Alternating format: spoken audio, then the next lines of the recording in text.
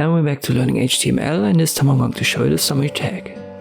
This tag is used with the details tag. I've already made a video about that, so if you don't know what it is, check out my playlist.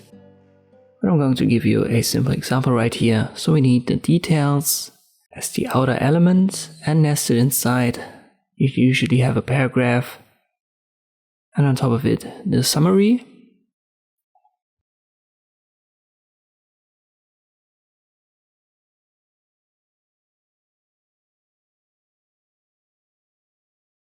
Let me just use YouTube. I reload it, and this is what we've got. So the summary is shown, and inside of the paragraph you'll explain what it means.